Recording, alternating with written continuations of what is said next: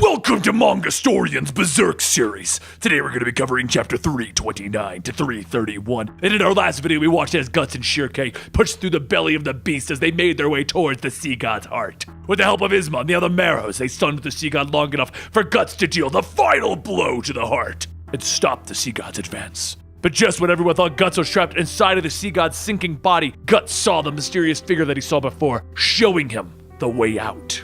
As Guts and the other enjoy their hard-fought victory at sea, Guts thinks back to a time when he didn't care whether he lived or died. Or at least, that's what he thought. There was a time when he was fighting with Gambino, where Gambino's mercenaries fought and lost and were all captured. As he walked in line with the other men shackled together, he tripped over a stone, and before he could even fall, he was whipped where he stood. As much as Guts was beaten, he never once lost his footing. As he stood back up, the man behind him asked if he's okay, and in Guts' fashion of not responding, the man says that he better watch it or he won't make it. Mercs like him are lucky enough to live after losing a battle, and in God's grace, really. Guts tells him that they'll probably end up working them to death in the mine, and the man laughs, telling him, "You got it all figured out, huh?" Guts says mercenaries just kill people because they can. Where's God's grace fit into that? As Guts takes another step, he stumbles, and the man behind him quickly reaches out to stop him from falling. Guts jerks his arm back, telling the man to never touch him. The man says that he gets it, no need to glare. He should be careful getting worked up like that. That arrow wound in his back can cause him to bleed out. And Guts yells, "Just shut up, it's none of your." But before Guts can finish, the wound does take its toll, and Guts begins to pass out. The soldier keeping the captives in line shouts that there is no slacking off, and he pulls his arm back to whip Guts again. However, as the crack of the whip comes,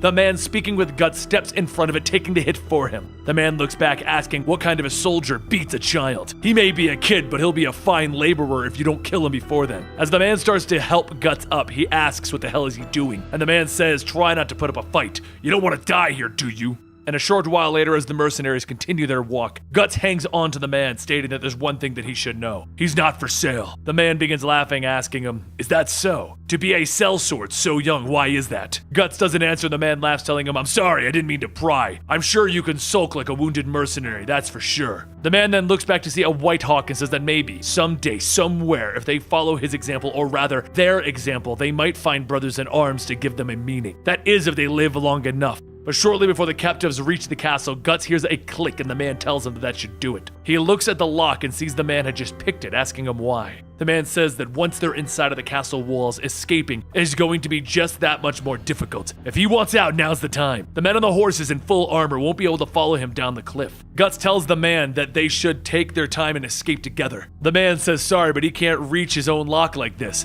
Just take this chance and get out of here. Guts asks the man his name, and he tells him that's Martino. Guts takes off the shackles and tells him, "My name is Guts, and someday I'll return the favor." Just then he begins to slide down the ridge, and the guards quickly call out that they have one trying to escape. Martino laughs, stating that he'll return the favor now, and dislocates the bones in his hand so that he can pull it through the shackles. The guards with the convoy start shooting crossbows at Guts, and as one of them hits, Guts stops in his tracks and falls face first on the ground. The guards start to make their way down, and as they lift Guts' head, Guts manages to catch a glimpse back. What he sees is Martino standing along the cliff without his shackles, waving him goodbye. Later, as Guts begins to wake up from the pain, he finds himself in a stone cell with only hay to lay on. Outside of the window, the snow begins to fall and Guts begins to shiver. He thinks to himself that it's just like he thought. It doesn't matter when or where he dies. And just then, Guts sees a rat sniffing the flour that grew from the cracks. Guts lunges, grabbing it, and begins to rip it apart so that he can eat some sort of food. But even with having something to eat, it doesn't stop the cold. He huddles under the hay, trying to get some warmth, and watches the flour, but sees something else there. As Guts stares, he asks if he's dreaming. He's feverish, whatever it is, it can't be real, and a few moments later, the cell door opens and a large man in royal's clothing walks in. He grabs Guts by the face and inspects him, stating that this one's old enough. How fair are the wounds? Guts spits in the royal's face and a guard hits Guts, telling him that he'll behave himself in front of the Viscount. The Viscount wipes the spit away, stating that that is enough. If they keep abusing him, he'll be useless to them, and they can't have that. One of the men with the Viscount lifts the back of Guts' shirt to show his wounds, and the Viscount tells the others to bring in the medicine. As the Viscount starts to apply the salve, Guts tells him that he's starting to creep him the hell out. What gives? The Viscount finishes and says that he's got quite a mouth on him, but tomorrow, he must be put to work. For his son, he will lay down his life. Guts stares at the Viscount, and the Viscount holds out a small picture of his son, stating that he will meet his son in battle. He's an able lad, but a little too kind. So before he set off into battle, they're gonna put some hair on his chest by having him duel. Guts looks at the Viscount and tells him that he is a terrible father, and the Viscount laughs, asking, "Is that so?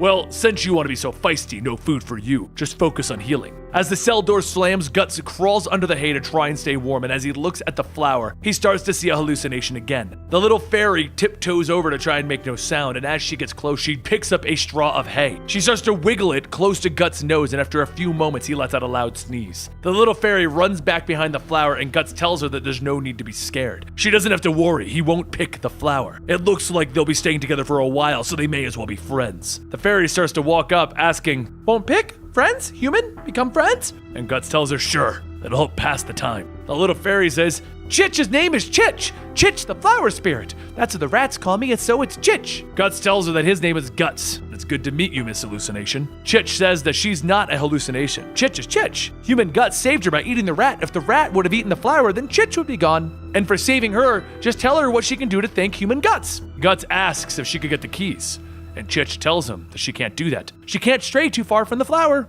Guts sighs, stating that he can't even catch a break in his dreams. How about some water? Chitch happily says that she can do, and she runs over to the flower. After picking a leaf with a dewdrop on it, she walks back over, telling Guts to help himself, and pours it into his mouth. She then asks if he's shaking. "Leave it to Chitch." As Chitch holds out her hand, she begins to glow, and suddenly Guts begins to feel warm. She laughs, stating, "This is fun, but if you do it to someone else, it's even more fun." As Guts groans in pain, she asks what's wrong. "Is Human Guts hurt?" Chitch climbs onto Guts' back and sees his wound, and says, "Oh, that looks ouchy!" And she runs over to the flower, plucking another leaf, placing it on Guts' wound. After a few moments, Guts leans up, stating that the pain is gone, and Chitch tells him that she healed a bird once with those leaves. Guts then asks if she could do that with the other ones, and Chitch dances back to her flower, yelling, "Chitch can do it!" But as Chitch begins to place the rest of the leaves down, she asks if Human Guts can walk. Will he leave? People sometimes come and go, but in the end, all that's left is Chitch. Guts lays back down while Chitch puts the rest of the leaves on and then rolls over, picking Chitch up. He then squishes Chitch's face, and after a few moments, he says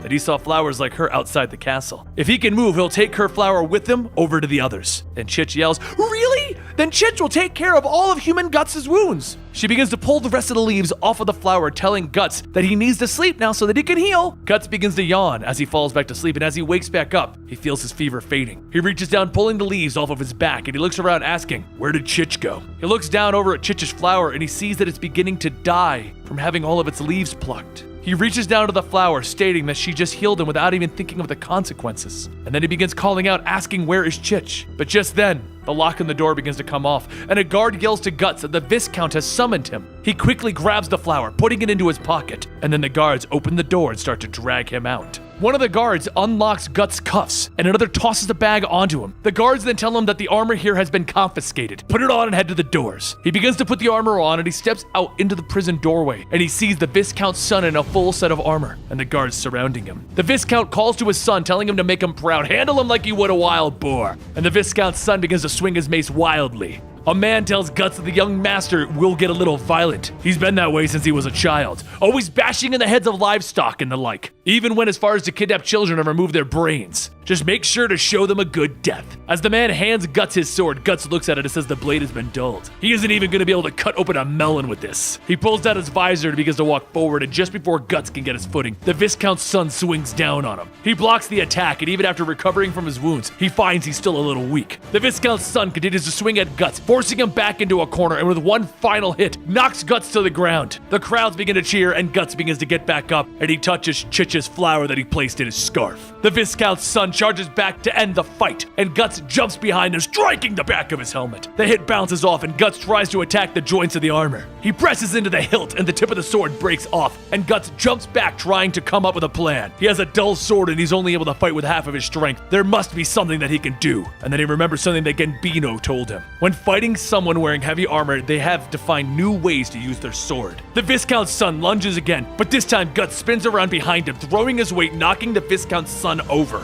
As the Viscount's son tries to get back up, Guts grabs the sword by the blade, and he swings the handle straight into the Viscount's son's eye. After ripping the helmet off, Guts then grabs the blade again, and he starts to press it into the Viscount's son's neck. Guts whispers, telling him nobles taken hostage in the battlefield have some worth, but the Viscount's son shouts for the guards to prepare the horses. Not listening to the Viscount's son's request, the guards begin to surround the two of them and close in. One of the archers takes aim with his crossbow, and once he has a clear shot, he fires. At that exact moment, Guts feels Chich's flower falling out of his scarf, and he reaches to grab it. That action moved Guts just far enough to have the bolt from the crossbow miss him and shoot right into the Viscount's son. As everyone begins to panic, the guards along the wall are all struck with bolts, and another shouts that it's a raid. The castle gates begin to open, and seconds later, the courtyard is filled with soldiers on horseback, killing anyone that they can. Guts looks up to see Martino, and Martino says, "Oh, still alive after all." Guts begins to stand, and Martino tells him, "You have my gratitude. Thanks to you, I was able to inform the main battalion of the location of this fortress." Guts glares at Martino, and he says, "There's no need for that. This way, you're still alive, aren't you?" As Guts turns back, he calls out that they're even now, and Martino continues to give the rest of the men orders. He looks down to see Chich's flower on the ground, trampled by the horses. He takes the flower out to the hillside where he told Chich the others were, and he lets go, letting the wind take the flower. He waits for a moment expecting something to happen, but after a short while, he turns and leaves. He thinks back to when Chich asked him if they would be able to find her, and will she be able to find them, and then he closes his eyes. He isn't sure if Chich was a dream or not, but this is just a memory buried from the days of early spring.